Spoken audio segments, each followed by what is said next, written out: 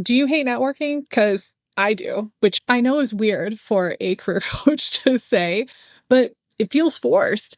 It feels fake. It feels like everyone is working an angle.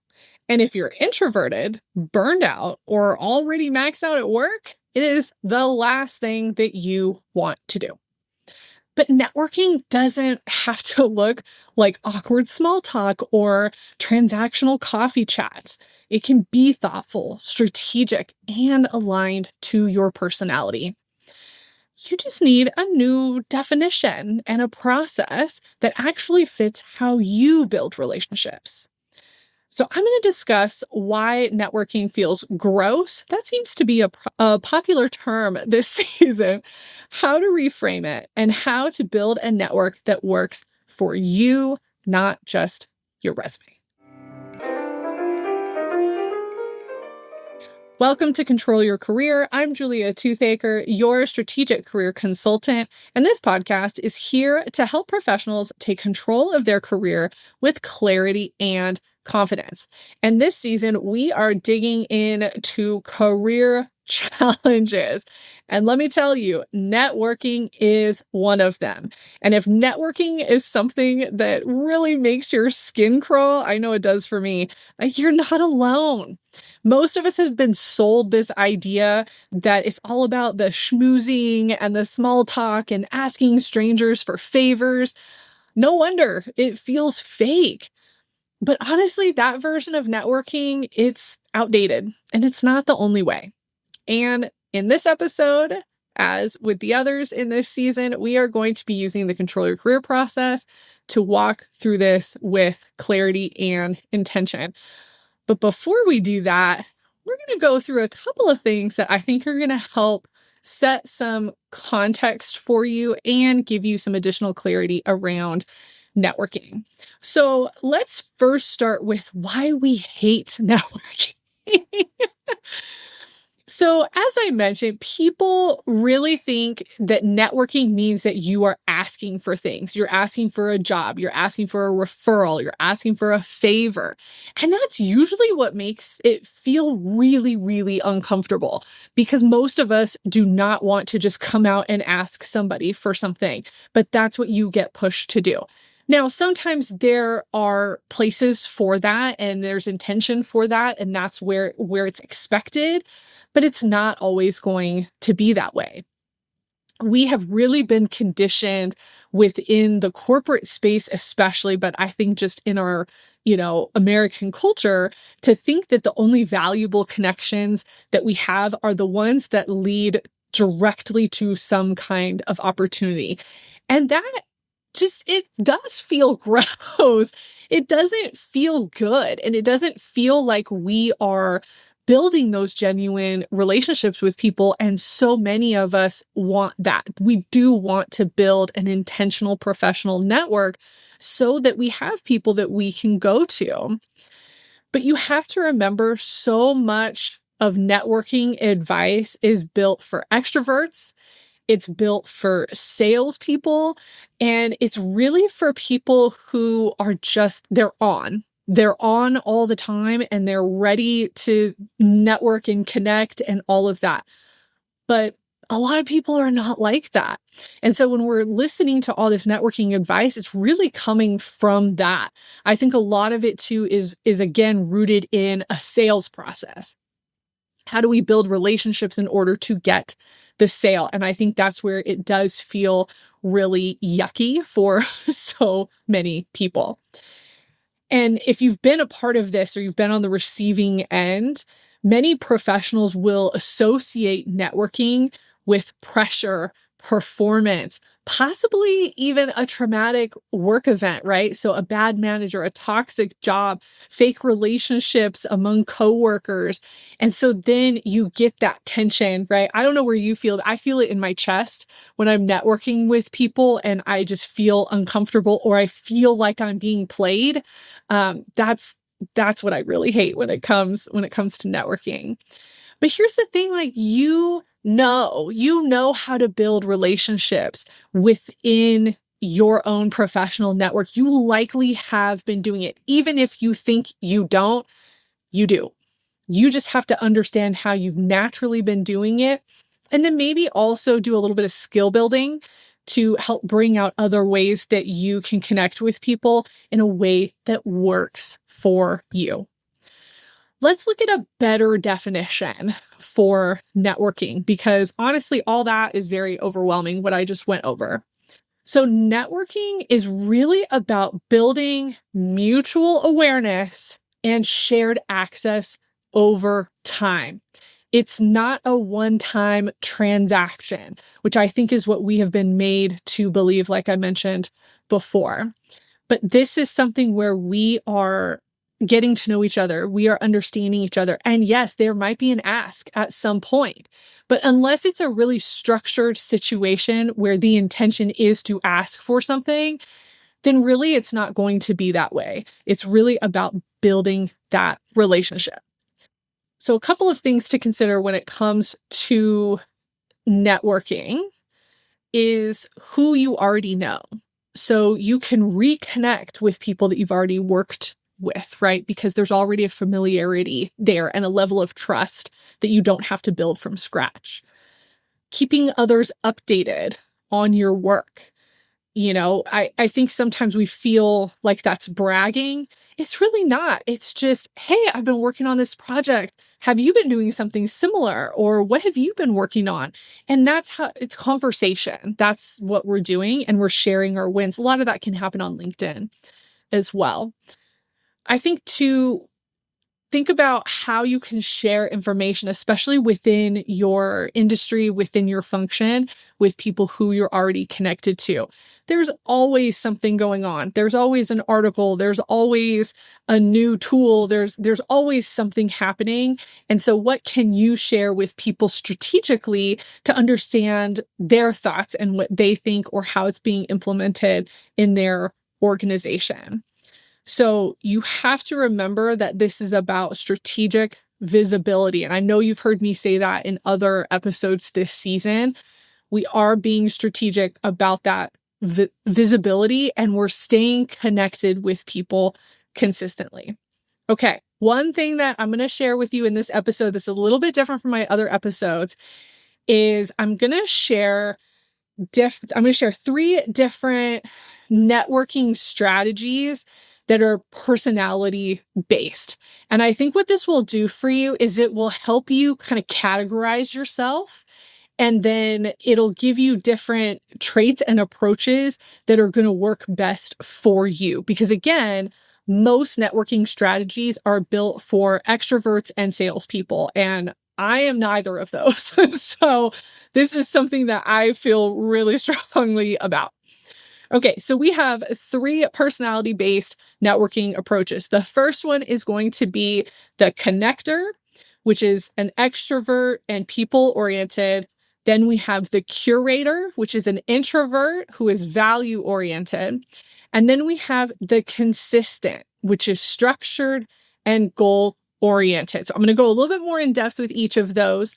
But I'm sure just reading that off, you can fit yourself into one of those categories.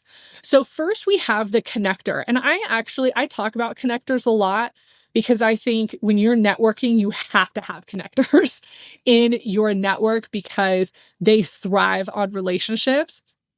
They thrive on conversation, events, and energy. You want a connector with you if you're going to an event, because especially if you're more introverted, because they will help you get out there. The leading strategy for a connector is going to be anything that is a live interaction. Okay. So this is going to be panels, roundtables, meetups. They want to be in front of people. Now, some of the things to watch out for connectors is your energy can be all over the place and your connections can feel superficial. So for connectors, you want to work on your follow-up, make sure that it doesn't stay surface level, that you actually have some really strategic partnerships that are a little bit deeper. Then we get into the curator. So this is, again, the introvert who is more values oriented. They really want depth, insight, and trust. I would say that this is probably me. So the strategy for a curator in networking is going to be one-on-ones. It's going to be more in-depth connections that could be via LinkedIn, via email, and really thoughtful follow-ups. So I would say while connectors will connect broadly to people, curators are going to be much more intentional about who they are speaking to so that they can get into conversations and go back and forth and be really, really intentional. However, one of the things to watch out for as a curator is you might wait a little bit too long to reach out because you don't want to bother anybody. And you might be looking for that perfect interaction or writing that perfect message. And really, you just have to make the leap. You have to take the action. So curators can really hold themselves back in a way that connectors won't. But curators can go deep. So that's one thing to remember. And then we have the consistent. This is somebody, again, who is structured and goal oriented. So this is somebody who's really good at systematically networking with people. They plan, they track, they probably have a spreadsheet and a system. Okay. So their strategy is they're going to have specific networking goals.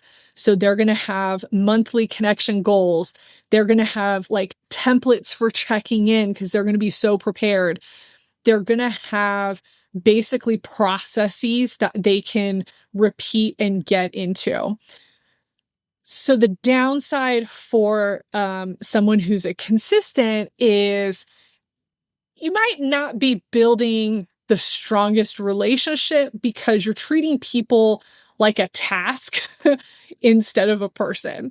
And so I think that's where consistents have to take a step back and go, is this a good follow-up? Like, yes, you can have a template to check in, but also taking some time to personalize that template and make sure that it works for the person that you're connecting with.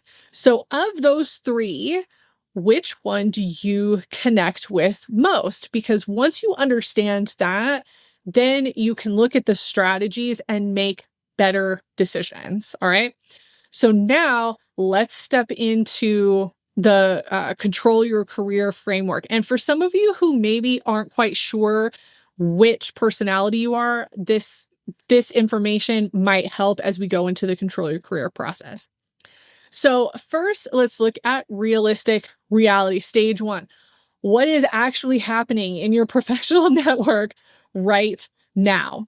So who is active? Who are you speaking to on a regular basis in your professional network? Now, it's important to remember family and friends can be part of your professional network.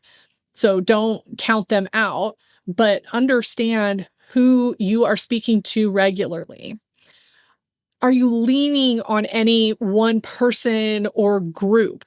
I know a lot of times we think that our team or our manager is going to help us be visible in the workplace. We talked about visibility in another episode, but they might not be. Everybody's still out for themselves, right? So you have to understand in your workplace, who is somebody that you can connect with? Who is somebody that speaks positively of you? Or do you need to build that? That could be a goal. Do you feel isolated or behind when other people seem to be really on top of their network? And so this, I feel a lot of my clients feel this way. They feel like their network is not warm. Because they really haven't been doing the work. And so again, this is the reality setting of the state of your network. So do you have people you're talking to or don't you? Because those starting points are going to look different. Also consider this. I think we have two different types of networks. We have obligations. So we have people that we are not necessarily obligated to, but I would put them in that category of they are, a past coworker, a past manager, maybe somebody I met at a conference who's in my field, or a family member or a friend or something like that. But they're somebody that you're connected to because of something else. versus somebody who is more like a collaborator, somebody that you really are connected to intentionally because of the type of work that you do or that you sought out, that wasn't just somebody that was part of whatever situation that you were in. So really think about those types of connections, because it might be that you're really well connected to people you've worked with in the past, but those people are not going to help you get to the next step. So we need to then broaden out into people who are going to be more like collaborators for us. It's important to remember that in order to build a strategic network, not just a professional network, but a strategic network, you have to audit what is currently happening. So many people think that they don't have a network, and they do. They just haven't connected with them in a long time. And so that's what you really have to determine for yourself. Okay, so now that we have an understanding of your reality with your network, we want to look at our identity analysis, which is stage 2. And this kind of goes into the 3 networking approaches as well. I think this will help you be able to define that a little bit further and a little bit deeper. So you want to understand of your personality, how do you naturally build connections? So you want to look at your energy. You want to look at, do you like one-on-ones? Do you like events?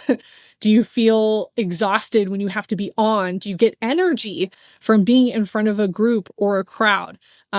If you're familiar with Myers-Briggs, this is really the difference between an introvert and an extrovert. So if you know that for yourself, that's going to be one of the first things to define. You want to understand your communication style, right? So are you good at following up? Are you somebody who can check in with people really regularly? Do you need to have some type of touch point? You know, I have friends who really love to jump on a Zoom and talk face to face because we live in different places, but have a hard time with text message. And I know that. And so I really try to make an intention to connect with them and put something on the calendar. I have a couple of friends that we have a regular calendar meeting every month because we just know that our schedules are crazy and we are committed to staying connected with each other professionally and personally. And so understanding what is helpful for you. You know, for me, if it's not in the calendar, it's not happening. I'm not really good at following up. And I understand that about myself.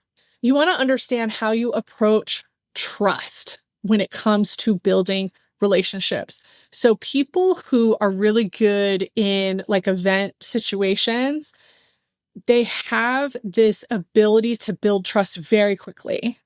And I've watched it happen in events, and it's absolutely magical when you see it. But if you're not like that, it can be very intimidating. So I'm not like that. I'm in a group situation, in an event, I'm very much a wallflower, kind of just stepping back and observing and seeing what's happening. So it takes me a little bit longer to build trust with people because I just don't have the same approach style that I've seen with some of my friends who are really good at working a room, essentially. And you also have to understand, so that's how I present, but also what do I need? So I do better with a one-on-one relationship than I do with a broad reach. And so understanding that about yourself allows you to network in the right ways. And then looking into your past, you know, what has worked well for you? What do you gravitate toward? I really love one-on-one. I would, you know, I kind of joked about the coffee chat, the transactional coffee chat, but I actually do love a coffee chat. I'm just not going to make it transactional. It's going to be intentional. We're going to talk about like, what is the purpose of us getting together? Is it just to catch up? Are there specific things? Like I try to be really intentional about that. So you want to understand those preferences for yourself and how you build these relationships. Remember, you're building this for you. You're not building it for somebody else. You have to understand who you are and how best to go about this process, or you're not going to do it. And then you're not going to have a professional network that you can lean on when you do actually need it. Okay, let's talk about goals with networking. This is so important. And I think if we don't look at our goals when it comes to networking, then there is a really big disconnect between why we're doing it. And it does feel very surface level, and it does feel gross because we just feel like we're doing it to check a box off. And so stage 3 in control your career is purpose-driven plan, which is essentially building out your goals. So I'm going to give you some ideas of goals that might work for you. And again, based on your situation, you choose the one that works best.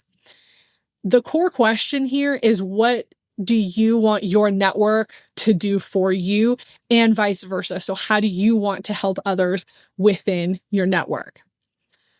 Do you want more visibility, mentorship, new opportunities, thought partners? That's really important to distinguish, because that's going to lead who you are actually searching for and who you're going to reach out to. Are you looking for people who are going to help advance your career, who are really good connectors for new opportunities?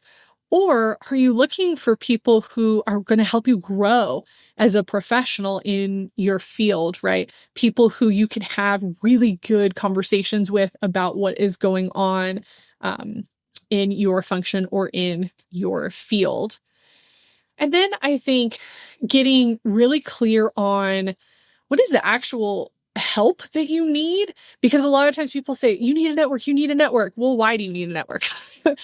So what is going on right now that you're like, I need to build a network? If the goal is, I would like, to move on from this company, then you want to be strategically connecting with people in other organizations that do the same things that you do, right? And so understanding what you actually need is important. And it's okay for it to be that. I think sometimes, again, we make it feel gross because it's like, well, I just need a new job. Well, those people are still in your field. You still want to connect with them genuinely and hope that there is an opportunity there. But if they're not in your network at all, then you're never going to know. So really understanding what kind of help that you actually need. And then again, reciprocally, like, what do you want to help others with? How can you be of assistance? What are your gifts and what are your talents? Because I think that also helps make it feel less transactional. And I know LinkedIn is a really great resource for this in terms of sharing the type of things that you're good at, the types of things that you can help with, so that people can also reach out to you. It's so important to understand what you're trying to build when it comes to your network. Again, so many times we just say, I need a professional network, or I don't have it, or it's cold. Well, you have to understand what you need in order to be strategic about that growth, or it does become very surface level and you don't know what to do with it, and it becomes hard, and then you don't do it. Okay. All right, let's step into initiate action, which, as you know, is usually where people drop off. This is stage 4, and I'm going to give you some action examples based on the 3 personality types that we identified earlier in the episode, just because I think that will help get us connected back to those. But again, your actions are going to be dependent on whatever your goals are. So for the connector, you want to look for maybe a more niche meetup event or an industry event. And then instead of just talking to everybody, which you're going to do anyway, but really challenge yourself to follow up with at least 2 people from that event. So the goal here is to go to a smaller targeted event and do the follow-up. So we're not just going to like a big conference or something like that, but something that's a little bit more smaller and targeted, and then do the follow-up. For the curator, you want to send a message to somebody that you admire, somebody that you're connected to already. Could be a former coworker, maybe a thought leader, a mentor. No ask, Nothing like that, but just something to reconnect. And it doesn't have to be somebody that you're already connected to. It could be, again, somebody that you just admire. But I think sometimes it's easier when it's somebody we already know. But just to provide an insight, maybe on a post they made on LinkedIn, or on some other social, to express gratitude to them, or even just to talk about a shared interest. And this is, again, to get you to act and not worry about being perfect, but just taking action. And then for the consistent, you're likely already doing this. Have a monthly connection log, which is likely some type of spreadsheet situation, and reach out to one person a week. One person a week with a clear purpose and a clear touch point. So this could be somebody that maybe had a promotion. You can see those on LinkedIn. Maybe you want to ask somebody a question or just share something helpful. So instead of treating them like a checklist, you're really reaching out intentionally, and you're doing that on a weekly basis to suffice that consistency part of you. Couple of other ideas that can work for anyone in terms of action would be commenting on LinkedIn posts, especially comments with substance. I think if we just say, hey, this is a really great point, that's not really a helpful comment. But I think really um, saying something thoughtful or giving your opinion or your experience, not only is that great for the person who posted it, but it also allows other people to see your comment and gets your name out there. So I always recommend that. Have a top 10 list of people that you want to really keep in touch with, or that you think you want to revive the professional relationship with, and then pick one person that you can reach out to. And then just reconnect with someone. Simple as that. Reconnect with someone and just let them know, hey, you popped into my head this week. I'd love to know how you're doing. How's the work doing? Maybe something that you know about them already that you can have a touch point with, and bring that up. This does not have to be complicated, but we have to start somewhere. And then we go into high impact habits. And I will say, for networking, habits are really helpful.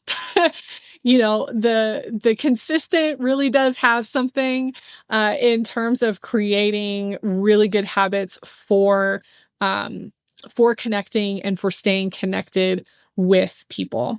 So a couple of options for habits that you can incorporate into your kind of professional workflow: set a 30 to 60-minute time block once a month. Okay, not a week, once a month, that you can just do connections. So you can message people on LinkedIn, you can send text messages, you can do whatever connecting situation you want to do, but you set aside an hour to do it, to ensure that you are staying connected with somebody. Keep a list of people. I would call this like a warm list. So people that you already have a connection to, of 10 to 15 names that you can then use during that connection hour to just stay connected with. And you can cycle through a couple each month. One thing that's really cool about LinkedIn is they have like the new job. It's like the new job, and then the anniversary alerts and things like that. Go through those like once a month and go and like the post, go comment on the post, or message somebody. I think that's a really low pressure way to stay connected with somebody. And then I would say once a quarter, you want to do some type of really intentional connection with a couple of people. So choose a couple of people to connect with and do like a 30-minute, little catch up. And I think that'll really help you feel more connected to people, especially people outside of your day to day. Okay. Networking. You don't have to love it. Okay. You don't have to love it, but you have to stop ignoring it. Whether you are naturally a connector or the curator or somebody who thrives on the consistency, there's always a way to build those relationships that doesn't drain you or make you feel fake. And if you want to grow in your career, if you want to solve new problems, if you want to open up new opportunities down the road, you have to have this network. You have to have people that you are connected to. But you don't have to do it all at once. Start small, reach out, reconnect. We're trying to build habits, right? We're trying to build really healthy career habits and networking habits that our future self is going to thank us for. If this episode resonated with you, if it gave you something to think about, please share it with a friend or a colleague who's been struggling to build the right types of connections, to build that professional network. And if you haven't subscribed yet, please do so that you don't miss the rest of the season and what is coming up in the future. I also want to let you know that if you are ready to really take your networking to the next level with structure, because I think that is important, I really recommend my Network Reboot Challenge. This is something that is free. It's a 10-day challenge for you to revive and reconnect with your professional network. I will leave the link to sign up in the blog post for this episode, but if this maybe was overwhelming for you or too much, or you still don't know where to start, then that Network Reboot is the best place to start. And it's really just going to allow you to kickstart that network in a way that's going to feel authentic to you. Remember, you are not alone in this. You don't have to do networking the way that everybody else does networking, but you do have to start. Until next time, keep taking control of your career.